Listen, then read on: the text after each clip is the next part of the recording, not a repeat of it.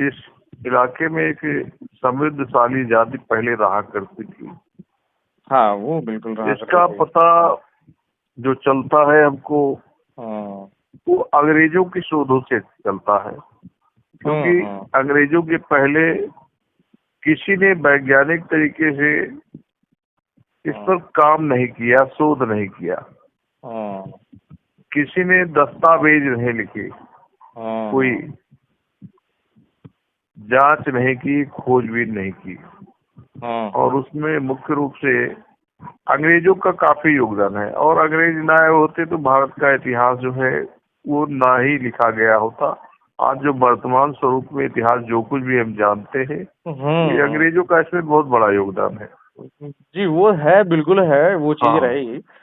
और यही तो कारण है कि पारसी बिरादरी पारसी बिरादरी हाँ, का जो है हमारी समाज की जो बात आती है और पारसी जाति की जो बात आती है, तो यही एक हमारे लिए पहली सीढ़ी मिल जाती है इनके द्वारा लिखे गए दस्तावेजों में से। पारसी जाति की जो है उसके अंदर विवेचनात्मक तौर से जो है उनके द्वारा शोध की गई बातों को गौर किया जाए। जी बताएं आप। तो मुख्य रूप से इसकी शुरुआत दस्तावेजों की या शोध की शुरुआत होती है अंग्रेजों का अवध आगमन से, अवध के हाँ, अधिगमन से। हाँ, अवध में उन्होंने नवाब वाजिद अली शाह को हटाया और फिर यहाँ की शासन सत्ता संभालने की कोशिश की। और हाँ, फिर यहाँ बहुत सारे लोगों ने लड़ा, लेकिन उनमें प्रमुख रूप से भाग लेने वाले आदिवासी लोग थे।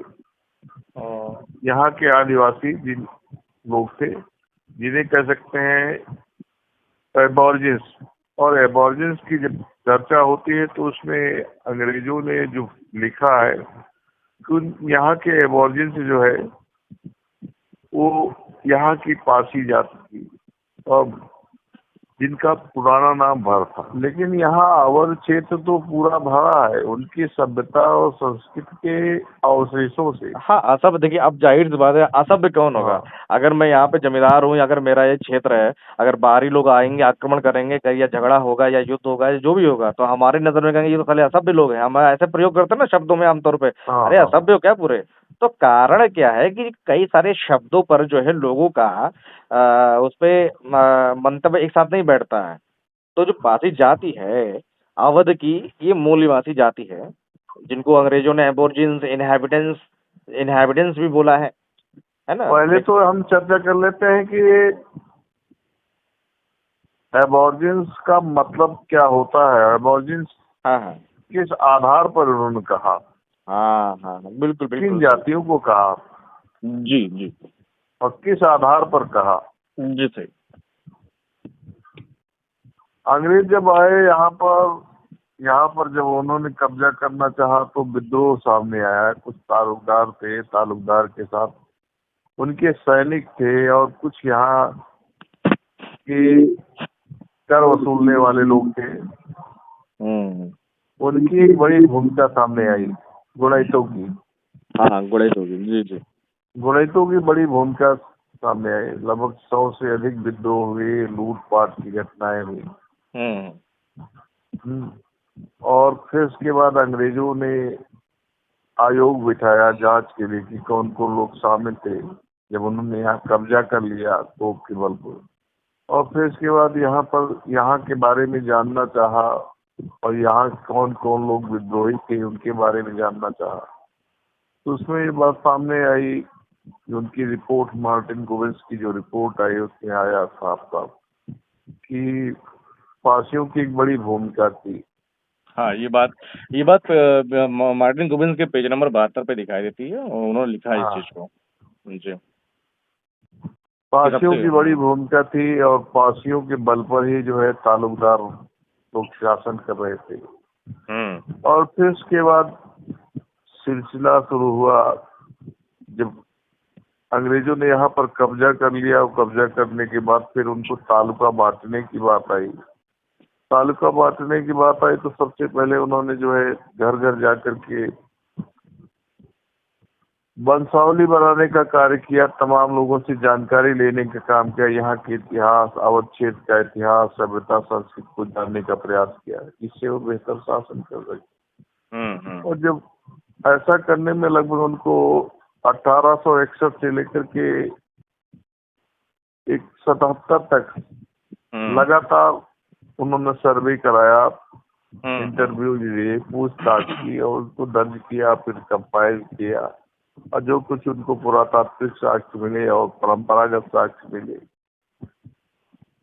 बिल्कुल। और फिर उसके बाद उन्होंने निष्कर्ष निकाला कि यहाँ के भार और पासी जो है यहाँ के मूल निवासी हैं, हर पासी यहाँ के मूल निवासी हैं, यहाँ के मूल वंशज हैं, या यूं कहे कि यहाँ के पुराने शासक हैं। क्योंकि पासियों के अंदर राजा वाले गुण तो दिखाई दिए, योद्धा थे ही वे, उनके छक्के छुड़ा दिए थे, और उनकी परंपराओं में भी था। फिर राजपूतों के भी वंश परंपराओं को झांका तो वहाँ भी ये बात सामने आई। उस जगह जहाँ याद था वहाँ तो उन्होंने पासी बताया। देखिए उन्होंने जी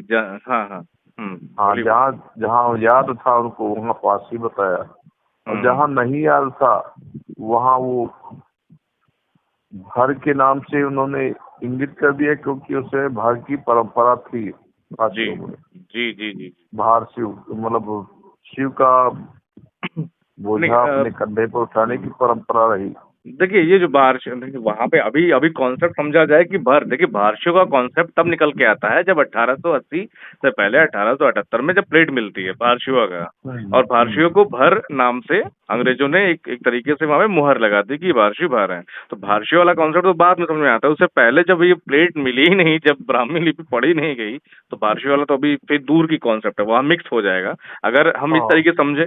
जब देखिए पहली चीज तो है जब यहाँ अंग्रेज आए तो उन्होंने क्या किया कि यहाँ के देखा, एक तो वो भी खुद बाहरी थे, तो उन्होंने यहाँ आंकड़ा लगाया, यहाँ फर्क समझा और फर्क किया कि कौन बाहर से आया है कौन यहाँ से है, और जो यहाँ के जो लोग हैं उनमें से कौन से ऐसे लोग हैं जो विद्रोही मानसिकता के हैं, जो विद्रोही टाइप के लोग हैं, और कौन से जो बाहर से आए हुए लोग हैं जो इन पर शासन कर रहे हैं। तो उन्होंने इसीलिए जब कॉन्सेप्ट एक तरीके से पूरा एकदम तैयार किया, लिपिबद्ध किया, तो उन्होंने पाया कि ज्यादातर देखिए अब अंग्रेजों को सपना नहीं आया।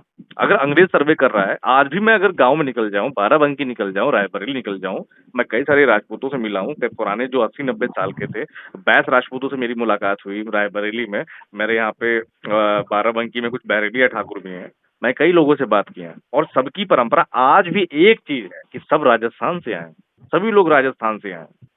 ये आज भी कह रहे हैं, 2021 में कह रहे हैं, अभी मैं 2024 में हूँ, लेकिन 2 साल पहले जब मुलाकात हुई 21 और 22 में, उस टाइम तक ये लोग कहते रहे कि हम राजस्थान से आए हैं। ठीक है, और अंग्रेजों ने भी उस टाइम पे अपनी फील्ड सर्वे में पूरी रिपोर्टों में लिखा है कि जो भी राजपूत समाज का व्यक्ति है, जो राजपूत परिवार के जो लोग हैं, ये राजस्थान से आए और यहाँ पे बसे, और यहाँ आने के बाद यहाँ की जो लोकल जातियां रही हैं, इनसे संघर्ष और टकराव की स्थितियां पैदा हुई।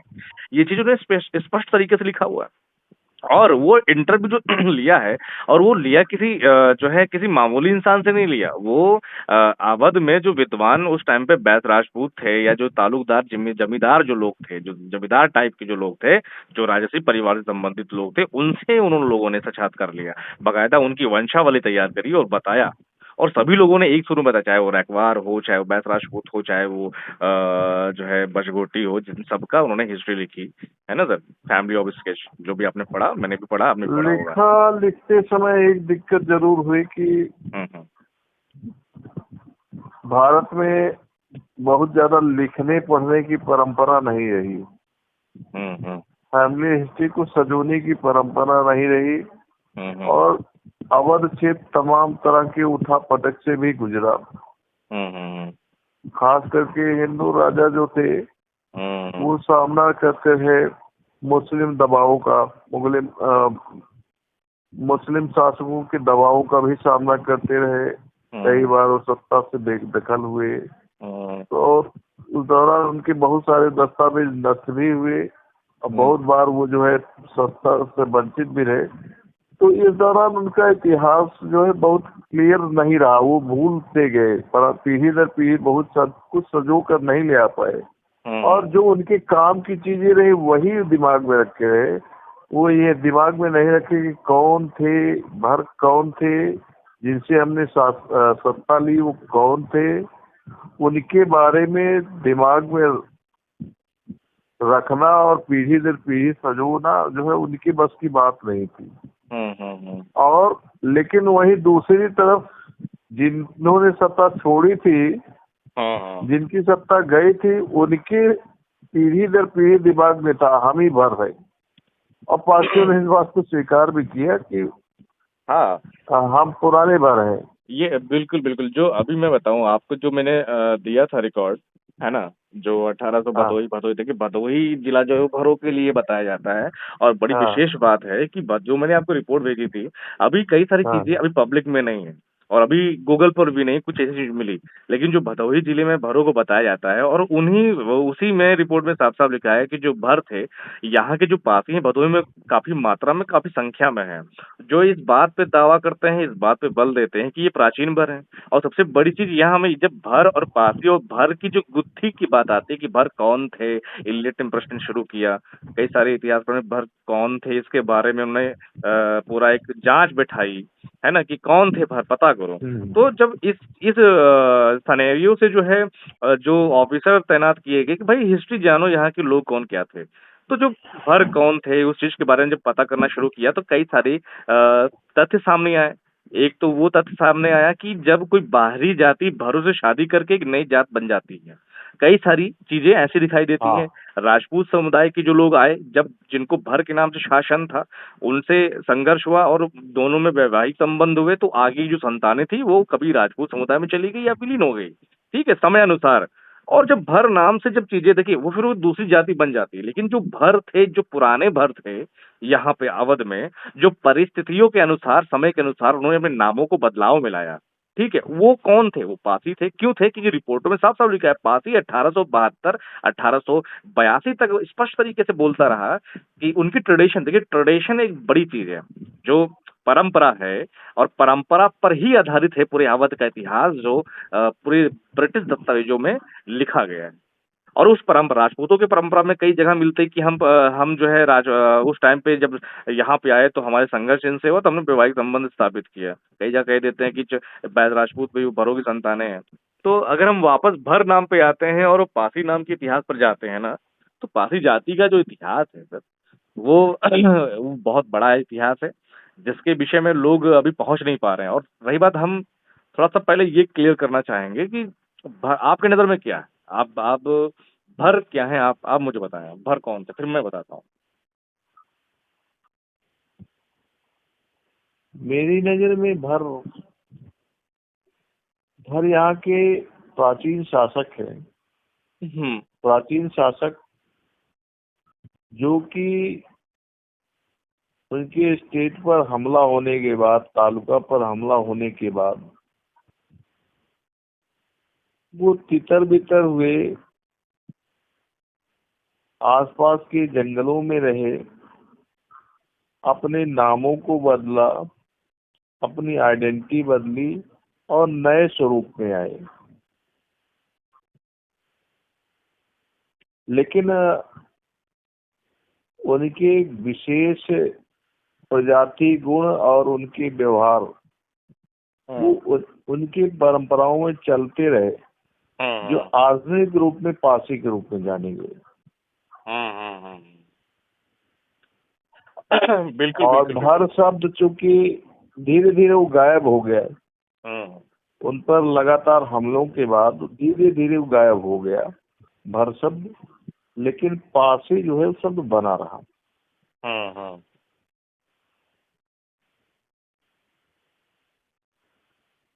क्योंकि पासी का मतलब होता है रक्षक। वो रक्षा करते रहे, अपने आप को बचाते रहे और अवध क्षेत्र को बचाने का कार्य करते रहे, और इसीलिए प्रमुखता से प्रचलित रहा। नहीं, बिल्कुल सही बात है। अब जैसे कि इनका पासी का मतलब, अगर पाली यहाँ की जो प्राचीन भाषा रही उसमें देखा जाए तो उसका रक्षक ही होता है। हालांकि अंग्रेजों ने पासी जो शब्द है उसको पाचका से जोड़ दिया, या उन्होंने अनुमान लगाया, ठीक है। अब ये भी हो सकता है कारण कि जब पाली या ब्राह्मी या जो भी भाषा पढ़ी गई, तब शायद डिकोड नहीं कर पाए होंगे। जब डिकोड किया होगा तब मालूम पड़ा कि हाँ ये चूंकि संस्कृत पहले प्रचलित थी ना उनके हिसाब से, देखा हाँ जाए तो संस्कृत प्रचलन में थी, तो उसके हिसाब से लोगों ने जोड़ा कि संस्कृत शब्द है, भाषा है, तो इनकी जो स्थानीय जातियां हैं इनके नाम से इन इन शब्दों के नाम से पाई गई। लेकिन जब उन्हीं शब्दों को देखा गया पाली शब्दों में, उसकी भी डिक्शनरी इन लोगों ने तैयार की, लेकिन बाद में तैयार किया। और उस पाली डिक्शनरी में पासी का मतलब होता है रक्षक, गार्ड होता है, ये चीज है। और रही बात, मैं बता रहा हूँ, वही जब वही कहानी है जब पासी है और राजा त्रिलोकचंद जो 918 ईस्वी में हुए थे। अब मैं आपको बता दूं, राजा त्रिलोकचंद पासी जो 918 में हुए थे, उनको भर राजा त्रिलोकचंद लिखा गया है अंग्रेजों के द्वारा, ठीक है सर। और आप बता दूं, बड़ी हाँ महत्वपूर्ण बात आपको बता दूं, और ये लखनऊ में सर्वे कर रहे थे ब्रिटिशर्स, ये लखनऊ में सर्वे कर रहे थे, उसमें साफ साफ इन्होंने लिखा कि यहाँ के जो मूल निवासी हैं उन्होंने कुछ एविडेंस दिखाया इनको, और उसके आधार पर जो है अंग्रेज को कहानी या ये जो जानकारी उनको मिली। और ये जानकारी, अब देखिए अंग्रेज तो भाई 1880 या 72 या 70 या 60 के आसपास थे। अब अंग्रेजों को एग्जैक्ट 918 टाइम अगर वो रख रहे हैं, डेट रख रहे हैं, इसका मतलब क्या था? या तो उनको कुछ ऐसी चीजें मिली होंगी, या तो कुछ ताम्र लेख या लेख कुछ मिला होगा जिससे उन्होंने जो है पूरा समय काल को निश्चित कर दिया। अगर नहीं मिला है तो फिर से कहानी की जो घड़ी की सुई घूम के आती है यहाँ की स्थानीय परंपराओं में। और जो स्थानीय परंपरा दर्ज की गई है वो बहुत कायदे से उसको लिखा गया, पढ़ा गया, और वो दर्ज की गई है कहानी यहाँ के मूल निवासी और राजपूत समुदाय, जो भी समुदाय थे सबसे स्थानीय हाँ रिकॉर्ड किया गया, ठीक है। और आपको मैंने एक रिकॉर्ड भेजा था, आपने देखा होगा। और बकायदा अवध के जब राजपूतों के बारे में अंग्रेज जो है वो जब रिसर्च करता है, लोगों से साक्षात्कार लेता है, तो उस पता है इन्होंने पीढ़ी कैसे, मतलब समय काल कैसे निश्चित किया। क्योंकि इन्होंने साफ साफ लिखा कि हिंदुओं के पास में ऐसा कोई ज्यादा ग्रंथ नहीं है जिनसे भारत के इतिहास को सुलझाया जा सके। और इसीलिए जो अंग्रेज थे, ये मुस्लिम जो डॉक्यूमेंट्स थे उस पर इनका 99% जो था वो उस पर निर्भर थे, क्योंकि उनकी रिकॉर्ड्स में नाम तारीख मेंशन हुआ करती थी। और इसीलिए टाइम पीरियड उन्होंने धीरे धीरे फिक्स करते चले आए आगे तक।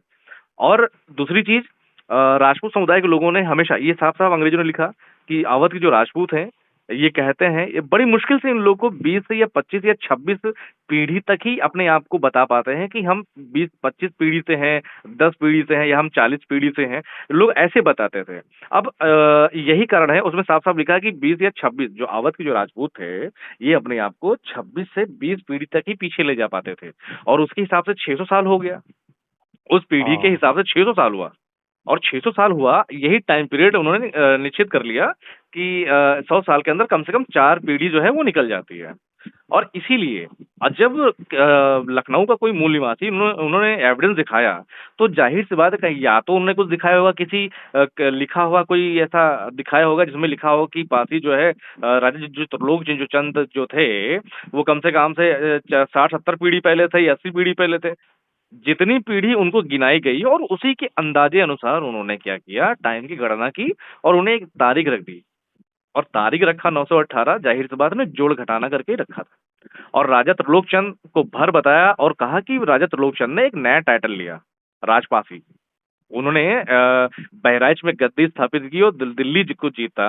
और राजा त्रिलोकचंद ने ही जो है, चूंकि सूर्य के उपासक थे, शिव के उपासक थे, उन्होंने सूर्य मंदिर का निर्माण बहराइच में कराया, जिसको बलार कहते हैं, जिनको अर्क देते थे।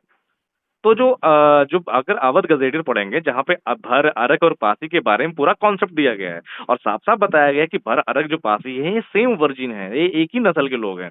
और दूसरी सबसे बड़ी मजेदार बात है कि एक तरफ जो भर शब्द बड़ा ही शक्तिशाली था, जो बहुत बड़ा विद्यमान है हर जगह, है ना, लेकिन भर नाम के लोग नहीं हाँ मिल रहे थे। और भर नाम के जो लोग मिल रहे थे वो पासी कह रहे थे कि हम प्राचीन भर हैं, ठीक है। भर, चूंकि देखिए भर नाम पे काफी फोकस किया गया। उस समय 8 साल पहले जब नसरुद्दीन शाह और फिरोज शाह तुगलक का जो ये भर मारो अभियान, पासी मारो अभियान चलाया गया, उन शब्द वही कारण है कि वो जो शब्द भर को मारो, भर मारो, भर मारो, मारो भर रंग मारो, जहां है भर रंग मारो, ऐसा। तो जाहिर सी बात है कि वहां पर यह शब्द विलुप्त हुआ। और इसीलिए वो जो लोग थे, जो जो प्राचीन भर थे, जो आज पासी हैं, क्योंकि पासियों ने अपने बयानों में दर्ज कराया ये चीजें कि हम पहले भर हुआ करते थे। और इसीलिए वो शब्द पे जिस जिस शब्द को ज्यादा फोकस किया जाता है, वही शब्द जो है या तो आगे गायब हो जाएगा, या तो वही शब्द जो है नायब बन जाएगा। और इसीलिए जो है वो जो भर शब्द का विलुप्ति के कारण था भरमारो अभियान। और यही कारण है कि जो पासी जो मतलब रक्षक होता है, जैसे राजा त्रिलोकचंद्र ने अवध की रक्षा की। और पाली भाषा में पासी पासी का मतलब रक्षक ही होता है, अगर देखा जाए तो। और इसीलिए जो है जो 918 के बाद राजा त्रिलोकचंद्र के बाद में जो ये शब्द आया, राजपासी शब्द आया, ये बड़ी चीज है। ये सेकेंडरी सोर्सेज में आता है। और ऐसा नहीं कि हाँ। पासी शब्द जो है पहले नहीं था। मुझे कुछ ऐसे आर्टिकल्स मिले ब्रिटिशों के, तो मालूम पड़ता है कि बीसी में ईसा पूर्व में जो है कोई पासी नाम का एक शिक्षक हुआ करता था, बौद्धिस्ट, बुद्ध के समय काल में। और वो पासी उसका नाम था, मैंने वो भी पढ़ा है। तो ऐसा नहीं कि जो पासी शब्द है वो पीछे नहीं रहा, ये चीजें हैं। तो जो हम देखते हैं भरों को, जब ये इनका नाम विलुप्त हुआ, इसीलिए पासी जाति के अंदर ये कहानी विद्यमान रही कि हम पुराने भर है। और दूसरी चीज देखिए, संडीला की तरफ जो अरक थे वो पलायन करके बाराबंकी घाघरा तरफ आए। आज भी हमारे यहाँ अरक पासी मिलते हैं, बाराबंकी कोटवा धाम के पास मिलते हैं अरक हमारे। तो जो भर पासी अरक का जो कॉन्सेप्ट ब्रिटिश गजेटियर में दिया गया है, वो सिर्फ इसमें कोई गणित लगाने की जरूरत नहीं है, वो सभी को पासियों को बोला गया है। और इसीलिए पासी जाति की उपजातियों में अरक आज शामिल है, क्योंकि वो आखिर 14वीं शताब्दी तक अरखों को नहीं उखाड़ा गया था। और वही जो अरग थे वो पलायन करके इधर आए। इसीलिए गोंडा साइड में रास्ता जाता है, वहां मलिया मऊ नाम का गांव, मलिया पासी, मलियाबाद को बाद जो है मलिया पासी ने बसाया। इधर उसी घाघरा साइड में, गोंडा साइड में कई सारे गांव मिल जाएंगे। मलिया मऊ मिल जाएगा, कहीं सलिया मऊ मिल जाएगा। ऐसे ऐसे नाम, क्योंकि कहीं ना कहीं वहां पे मैंने पता किया तो वहां पासी की पॉपुलेशन है। और वो कहीं ना कहीं उन नामों से प्रेरित है। वो प्राचीन गांव है, बड़े पुराने गांव है। और उधर अरखों की जनसंख्या मिल जाती है, अरक पासी मिल जाते हैं। लेकिन अगर ओबीसी में एक समुदाय देखा जाए। भौगोलिक और परंपरागत साक्ष्य जी। और कुछ प्रजाति गुण। हाँ, हाँ। भौगोलिक साक्ष्य, परंपरागत साक्ष्य और कुछ प्रजाति गुण हुँ। से जब आप प्राचीन भरों की तुलना करेंगे तो बहुत सारी चीजें मिलती हैं। हुँ, भरों का एक प्रमाणिक स्रोत मिलता है, एक अभिलेख, हुँ, जिससे स्पष्ट होता है भर कोई और नहीं बल्कि भार शिव लोग हैं, शिव हुँ, के उपासक थे। बिल्कुल, बिल्कुल, वही और पार्श्व पारसी नाम है। समाज बहुजन आंदोलन के पहले हुँ। शैव भक्ति करता था, और हाँ। बहुजन आंदोलन के बाद भी आज हुँ, भी जो है शैव भक्ति करते हैं। ठीक हुँ। है, उनके गीतों में भी है। हाँ, हाँ। ठीक है, उनके गीतों में भी है बहुत सारी चीजें। हुँ। यह एक प्रमाण होता है, बड़ा प्रमाण। हाँ जी, बिल्कुल, बिल्कुल। भारसी से ये जुड़ता है। बयानों में तो दर्ज हुआ परंपरागत रूप से, उनके गीत भी मिलते हैं। और फिर भर मारो अभियान चला, और भर मारो अभियान में पासी जो है जंगलों में रहा और संघर्ष करता रहा।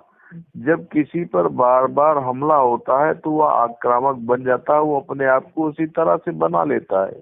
हुँ, वो और अपने आप को बचाने के लिए और ज्यादा आक्रामक हो जाता है। हुँ, ठीक है, जितना आक्रामक था उससे भी ज्यादा आक्रामक हो जाता है। जिसको खतरा ही नहीं होता किसी बात का, वो आक्रमणकारी नहीं बनता, वो सीधा साधा रहता है। तो पासियों के अंदर ये चीजें जो है दिखाई दी है, 1857 में दिखाई दी है। और हमेशा से ही पासी समाज जो है किसी भी, जैसा कि इतिहास में पहले भी हुआ है कि वो हमेशा विद्रोह करता रहा है। वो चीज, वह विद्रोही भाव हमेशा से दिखाई दिया है पासियों में। हुँ, वो चाहे 1857 का विद्रोह रहा हो, चाहे किसान आंदोलन में रहा हो, हुँ। और ये तो था। और या ये चीजें आपको दिखाई देती है बहुजन आंदोलन में भी, जो पासियों की बड़ी भूमिका थी। हाँ। उन्हीं के कारण बहुजन आंदोलन सफल भी हुआ जी, उत्तर बिल्कुल। भारत में। बिल्कुल, मैं किसान और उत्तर भारत, हाँ, हाँ, आपने किसान आंदोलन की बात की, तो किसान आंदोलन मदारी पासी वाला 1922 की बात है। है ना सर, जो हाँ 1922-21 हाँ में मदारी पासी का जो एका मूवमेंट था वो किसान आंदोलन से बाद में हुआ हाँ था। तो उस टाइम पीरियड की आप बात कर रहे हैं ना, थोड़ा सा कंफ्यूज हो गया हमने, हाँ, किसान उस समय। आंदोलन दिल्ली वाला समझ लिया हमने। और फिर उसके बाद भी देखिए, जी। उसके बाद और आगे चलते हैं, जब आपका यहाँ पर बहुजन आंदोलन चल रहा था तो उसमें भी पासियों की एक बड़ी भूमिका थी। राम समाज पासी की वजह से यहाँ पर जो कुछ परिवर्तन हुआ, माया जो है मुख्यमंत्री बनी और इतना सारा परिवर्तन हुआ, ठीक है। और फिर उसके बाद अगर आप भी देखिए तो इस समय भी योगी सरकार के खिलाफ, उनकी नीतियों के खिलाफ वासियों का बिगुल बज रहा है बड़ी तेजी से। और इस समय जो है पूरे पूरे प्रदेश में कोई भी ऐसे जाति समूह नहीं है जो इस तरह से संगठित होकर के कार्य कर रहा हो जिस तरह से इसमें पासी का मोर्चा कार्य कर रहा है। कोई भी संगठन नहीं है।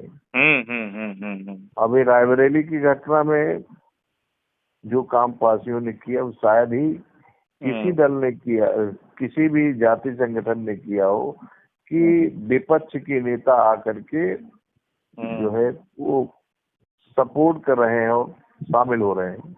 तो जाहिर सी बात है कि पासी हमेशा से विद्रोही रहा है। और बिल्कुल बिल्कुल बिल्कुल, हाँ, तो ये गुण है उसका, ये उसका गुण है। हाँ, अरे हरदोई सेटलमेंट रिपोर्ट में साफ साफ लिखा है, एकदम साफ साफ लिखा है कि जो पासी हैं ये विद्रोही प्रवृत्ति की। हरदोई जो है, आज औरंगजेब के टाइम पीरियड में पासियों ने हरदोई के अंदर बड़ा विद्रोह खड़ा कर दिया था, बहुत बड़ा विद्रोह खड़ा कर दिया था। क्योंकि तभी उन्होंने लिखा कि औरंगजेब जो टाइम पीरियड था उस टाइम पे जो हरदोई के जो पासी थे ये गुरिल्ला वारफेयर ये बहुत आक्रामक तरीके से शुरू कर दिए थे। ये ट्रुबुलेंट कास्ट मानी गई, मतलब कि विद्रोह पैदा करने वाली कास्ट उनको औरंगजेब के टाइम पीरियड में ऐसा कहा गया। हरदोई डिस्ट्रिक्ट हो गया, रायबरेली का गजेटियर हो गया, बाराबंकी का हो गया, ये सब दरियाबाद हो गया। उस समय दरियाबाद का जिला अंग्रेज तो साफ साफ लिखते हैं कि जो पासी हैं दरियाबाद जिले के जो पासी हैं बहुत ही दुर्दम्य है, मतलब बहुत ही खतरनाक। रामसनी घाट तहसील पड़ती है हैदरगढ़, कहा कि रामसनी घाट और ये हैदरगढ़ के जो पासी हैं ये बड़ी खतरनाक लोग हैं। और इसीलिए जहां जहां इनका विद्रोह का आभास होता था और जहां पासी समाज जो लोग थे, जाति की जो लोग थे, ये सत्ता को नहीं मानते थे। इन लोगों अंग्रेजों की सत्ता को नहीं माना, ना औरंगजेब की सत्ता को माना, मुगलों की सत्ता को पासियों ने नकार दिया था। और यही कारण है कि इन्हीं क्षेत्रों पे जहां जहां पासी इस प्रकार से रहता था उनके क्षेत्रों पे लगाम लगाने के लिए थाना आबाद किया गया। अगर आज मवई थाना है, ये मवई वही क्षेत्र था बाराबंकी साइड में जहां पर पासियों का बड़ा गढ़ था। बड़े खतरनाक जंगल थे, एक तो सई नदी से पानियों का बड़ा स्रोत अच्छा था और बहुत विकट जंगल था, और अब तो खत्म हो गया। तो और दरियाबाद हो गया, इन सभी जगहों पे थाना आबाद किया गया अंग्रेजों के द्वारा, ताकि इन पर कंट्रोल किया जा सके। और जब क्रिमिनल के रूप में इन्होंने कार्य किया तो क्रिमिनल ट्राइब एक्ट भी लगाया गया। तो हमने देखा पासी विद्रोह जो है कई रूपों में करता, कभी भारसियु बन के किया और फिर उसके बाद वो पासी बन करके इस क्षेत्र की रक्षा किया। और फिर उसके बाद हम देख रहे हैं कि वो गुणित और सैनिक के रूप में लड़ा, यहाँ तक कि महिलाएं लड़ रही हैं। और फिर किसान आंदोलन में भी लड़ा, वो बहुजन आंदोलन में भी लड़ा और आज भी लड़ रहा है। जी। तो उसका स्वरूप बार बार बदल रहा है। अब देख रहे हैं वो प्रजातंत्र में भी लड़ाई लड़ रहा है। अब युद्ध नहीं लड़ना है, कभी किसान नेता बना, फिर इसके बाद बहुजन नेता बना, और अब जो है वो फिर से लड़ाई लड़ रहा है। उसका स्वरूप बदल रहा है, उसका स्वरूप बार बार बदलता रहा है अगर इतिहास में देखिए। मार्टिन गब्बिन्स सोशल मीडिया में भी बहुत आगे चल रहा है। इतनी ज्यादा वीडियोस पढ़ रहे हैं और इतनी ज्यादा चीजें पढ़ रहे हैं, तो मतलब उसका वो लड़ने का जो तरीका है बदल रहा है, धीरे धीरे आधुनिक हो रहा है। हाँ, हाँ, अभी अभी देखिए इन्हीं इन्हीं रिपोर्ट में ज्यादा दूर की बात नहीं, 1857 की जब बात करते हैं तो मार्टिन गविन्स की जो रिपोर्ट थी बहुत बड़ी रिपोर्ट है वो। उसमें एकदम साफ साफ वो लिखता है कि सब इस 1800 क्रांति 57 की क्रांति में सबसे ज्यादा इन पासियों ने ही सबसे बड़ी ज्यादा भूमिका निभाई है। अब प्रतापगढ़ का किस्सा आपको अच्छे से पता होगा, राजा गुलाब सिंह वाला। जब गोल्डनी जो महिला थी उसने जो लेटर लिखा, उसके लेटर में पासियों का खौफ दिखता है। बताइए कि पासी हमारा पीछा यहाँ तक कर रहे हैं और इन्होंने फेंक के नदी के उस पार से फेंक कर भाला मारा जो हमारे पैर से थोड़ी दूर पे गिरा। तो ये जो मार्शल आर्ट की जो चीज प्रवृत्तियां रही हैं, जो युद्धक जो गुण थे, है ना, वो पासियों में लगातार विद्यमान था। अब इनको दबाने के लिए, खत्म करने के लिए इनको बहुत सारे काले कानून से बांध दिया गया। एक पीढ़ी, दो पीढ़ी, एक चलो जो बड़ी लड़ाका पीढ़ी थी वो पीढ़ी जेल में बंद रही। उसके जो बच्चे हुए तो वो जब हुए तो वो भी जेल में रही।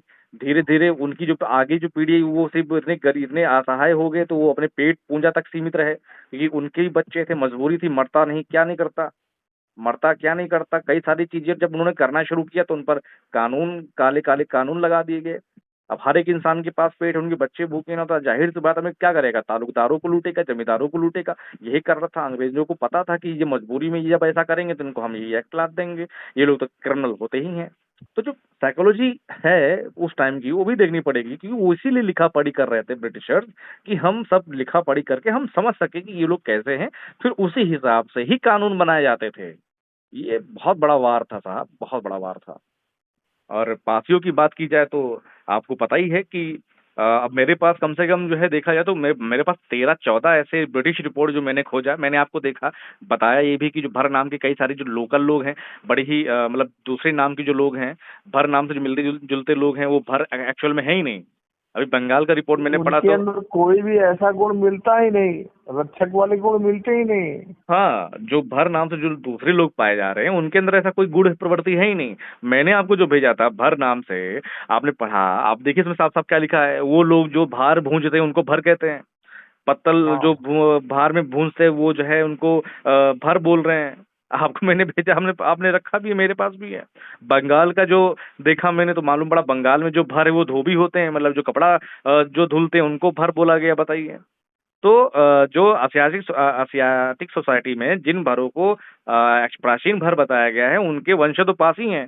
और जो उसी इसी रिपोर्ट में जो आगे जो बंगाल रिपोर्ट में जो भर के बारे में बताया गया, जो कपड़े धुलते थे, जो धोबी का काम करते थे, उनको भी भर बताया गया। तो इस देश में, देश छोड़िए, उस उत्तर प्रदेश में आप देख लीजिए, अवध क्षेत्र के बात देख ये लीजिए। है कि भर शब्द का वर्तमान में औचित्य क्या था है। हम्म। भर वाला जो आंदोलन चला था हम्म। कुषाणों को भगाने के समय, हम्म। हम्म। उस समय से लेकर वो चलता रहा, कुछ समय तक चला रहा, लेकिन यहाँ पर हुए संघर्षों के कारण ये भर शब्द धीरे धीरे जाता रहा। हम्म। लोग पासी को ही महत्व देने लगे, जैसा कि अवध गजेटियर में दर्ज हुआ। हम्म। पासी को ही महत्व देने लगे। भर शब्द उनका रहा, उनके साथ जुड़ा जरूर रहा, लेकिन पासी को लोग ज्यादा महत्व देने लगे। वो महत्व ऐसे दिया लगा, मैं आपको भी तुरंत एक उदाहरण बताता हूँ। उदाहरण क्या है, जैसे हमारे रुदौली क्षेत्र में क्या है ना, वहाँ पे भर भुजवा नाम की जात रही है, और उत्तर प्रदेश और अवध में भर भुंजा नाम की जात को दर्ज भी किया गया। और अगर लोकल अवधि में कहें तो भर भुजवा बोलते हैं कि भैया भर भुजवा, कहीं दाना लैया कहीं भुजवाना होता है तो भर भुजवा बोलते हैं। और आज रुदौली में जो भर भुजवा लोग थे, आज पता है उनके नाम के आगे जो भर शब्द वो गायब है, सिर्फ भुजवा लिखते हैं। उनका जो प्रमाण पत्र है भुजवा, यानी जो आगे का जो भर शब्द था वो गायब है। अब जो भर भुजवा हुआ करता था वो सिर्फ भुजवा तक सीमित है। इसीलिए जो भर पासी जो कौम एक नाम था, तो भर शब्द इसलिए क्योंकि उनको तो आक्रमण हुआ, अटैक हुआ उस नाम को, चूंकि उसी नाम से पहचान थी तो इसलिए वो नाम विलुप्त हुआ।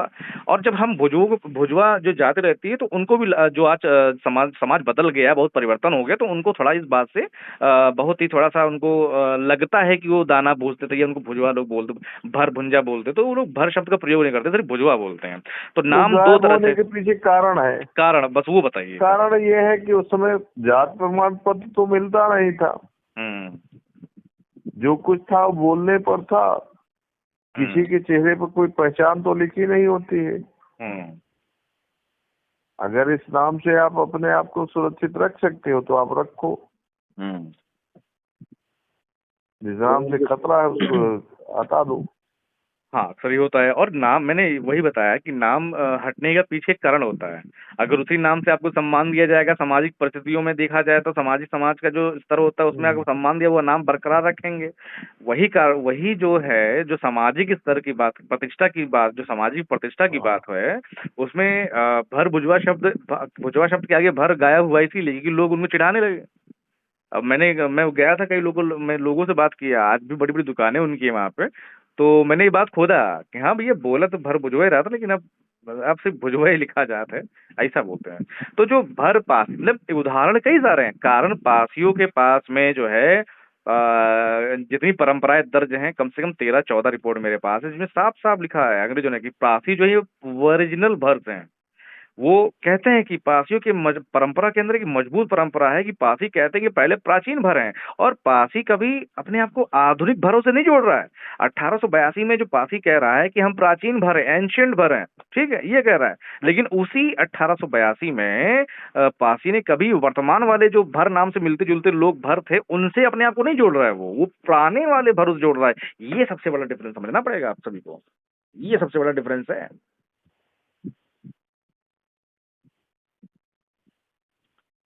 ये सब कहानियां हैं। और ये लिखित कहानी देखी जाए तो लिखित, इसमें विवेचना भी शामिल है, इसमें बहुत सारी चीजें शोधात्मक तरीके से बताई गई हैं। ठीक है सर, तो फिर बातें बहुत हो गई। आप फिर बात होती है फिर, है ना? ठीक है। ठीक है सर।